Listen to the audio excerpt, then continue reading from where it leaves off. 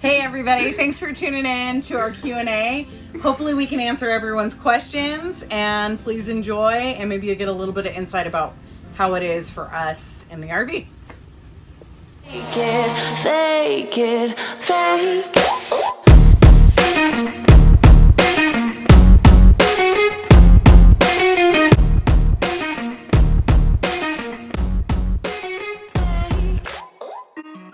Questions. Emily, what's one of the questions that one of our viewers had asked us? What national park did you like the best? Well, me personally, I preferred Zion. It's always been a favorite, and I was really glad to be able to come back and see Zion. One of the reasons I love Zion is walking through the Narrows, and that's an incredible visit. But this time around, we didn't get to do that. It was too cold, and the water's freezing temperatures. But Emily and Ron did go in it anyways. My favorite was also the Zion, the Walk in the Narrows, even though it was super cold. My favorite was also Zion, and hopefully we can do it at the end of this whole shenanigans when it's warmer and we don't need the dumb little suits. My favorite personally was Sedona. Another question we had was, when are we going to see you again? And I'm sure that was probably family or friends, but Tax collector.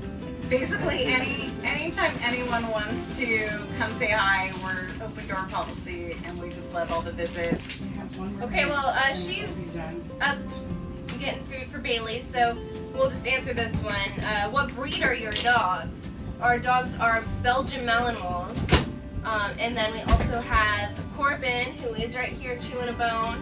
He is an Aussie Golden Retriever mix. Another question, this is more for you. How do you guys keep up on laundry? Oh my gosh, the laundry was insane. We were going to laundromats over and over again, and they were disgusting. They smelled. I had to clean the machines and the counters. So we ended up getting a washer on this trip, and it's tiny, and it barely holds anything. So we literally have to wash it constantly just to keep up because of the backlog. But once that's done, probably 1 or 2 loads a day. So not too bad. Not too bad. Okay, let's see. How are the kids able to do school on the road? So I have 6 classes, and I do 3 classes one day, 3 classes the next day, and then keep rotating on classes, and I do Zoom calls each day. It's about an hour and a half for each class, and so I'm usually on Zoom until 3:30, except for now I've got to do it till 5:30 because of the time change.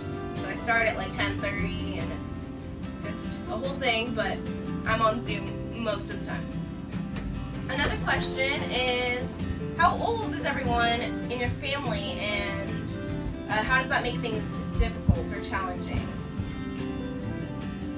How old are you? That's interesting. I don't know why people don't even know my age, but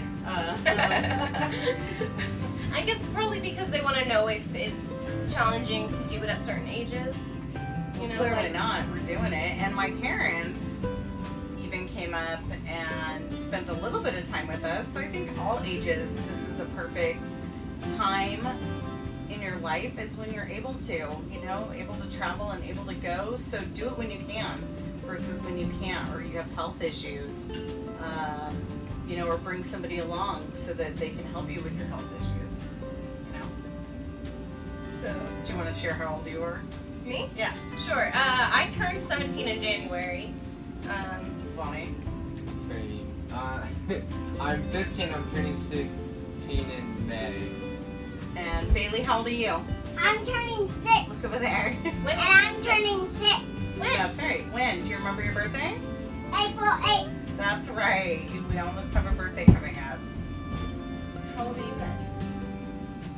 So move on. I was born in 82, you can do the math. Okay, let's see. How do you guys stay healthy traveling? I don't, I just eat whatever I can, stuff my face. We know that. Well, I try to cook healthy dinners and make, lunches light on the road. Sometimes it's really difficult, whether we're in between boondocking situations or campgrounds, or we're stuck, you know, Yeah, especially with in the bad weather. Yeah, with the snow and you're trying to get away from it. It's like we couldn't stop and make dinner because we couldn't, pull everything out. But for the most part, we really try to make it as much of a home as we possibly can, where we eat together as a family and always have something fresh and prepared. And also, we're getting a lot of exercise too because we're walking the dogs daily, or Taffy the pony, or hiking a lot. Yeah.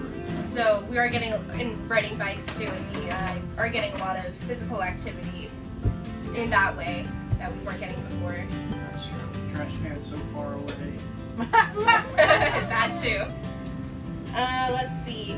Would this kind of trip be good for someone traveling alone? No, I think you need at least one backup or at least two people to do the trip. One can drive, one can plan. And then when setting up, it's always good to have two people setting up versus just by yourself. And it does get lonesome and tiresome doing it all alone. And the second person might say, hey, let's go over here. And you might end up somewhere cool. Or I would never recommend anyone traveling by themselves. I just don't feel that it's safe, whether you're in a situation of a snowstorm and you're stuck and the other person can, go get help and, you're with the animals, or vice versa. Also, at nighttime, you're boondocking out in the middle of nowhere. I don't feel that it's safe to be completely alone. Let's see, we got. How do you guys think you guys will grow throughout this experience? What do you think you're going to learn on this experience, Bailey?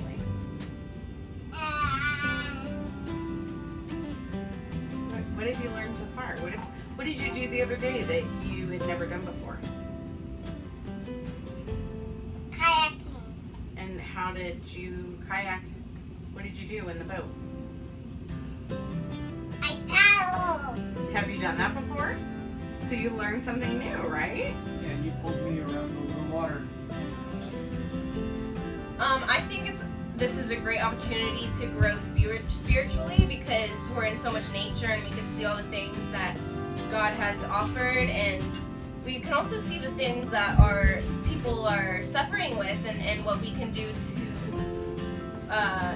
and we can learn what we can do to help those people too, like whether it's just to give them some advice, or whether we have some extra food that we can just say, here you go, like, and help somebody. Yeah, we definitely saw, people stuck on the road and tried to help, or when we were boondocking, we made sure that somebody was safe, that they were no longer there, or that they were on their way out the same time we were, so that, they weren't stuck in the snow, or perhaps somebody who was broken down, just making sure they had food and water, or whatever it is that they needed before heading back out. And we did see a lot of, houses that maybe had holes in their roof or trash around. Not that we can really mend somebody's roof, but, just those kind of thoughts that whatever we could do to help would be nice. There's a lot that I'm learning about myself.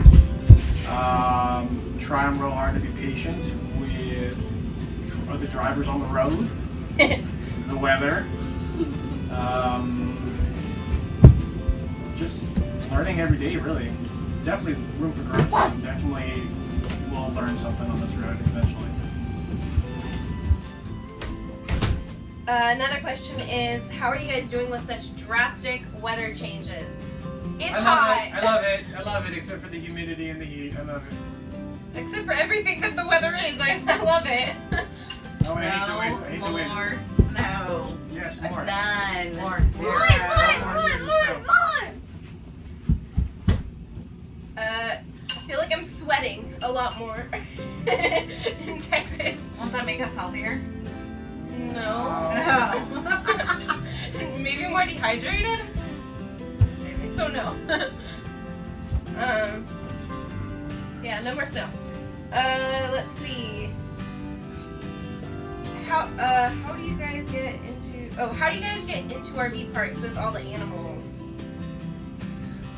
Well, basically, we just kind of show up, and we're here, and it wasn't really planned that way. I didn't know if it would be an issue or not. Most places have a pet policy and family policy, so we just try to abide by that as much as possible. Look at the regulations, and if they say, yeah, it's fine, then it is. It is what it is. And most of them are pretty cool about it too, though. I mean, like, our dogs are not harmful. Like, they're not gonna go and hurt somebody. And you know, if somebody did have a dog that is violent, that would be an issue. But we don't have violent animals, so or messy animals, so it's not a problem. Who doesn't want a pony in their campground? Right?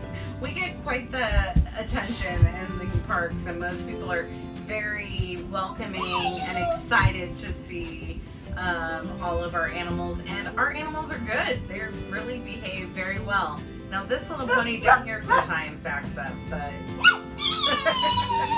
So another question is, what happened to our old RV? As we started traveling, we realized that the RV that we were in was not winterized or weatherized, and it gets extreme temperatures of hot and cold. There's only one air conditioning, so it would not cool down at all, and that's not conducive for traveling like we are. So, bless you, we decided to get something that was conducive for this kind of traveling.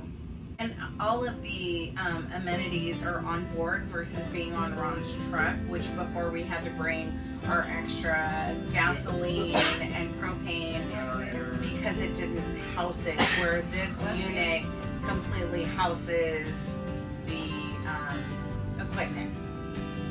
I think this is a really good question. It is, what is our long-term plan? The plan is to really look at the area and see, you know, what type of people are there and what's the environment like, and are these like-minded people that we want to be around, and do they love animals as much as we do, and do we have the space that we need for a growing family and grandchildren and whatever it is that we want to, you know, have eventually come about. So that's what we're on the hunt for, is a place to have a new area to settle in.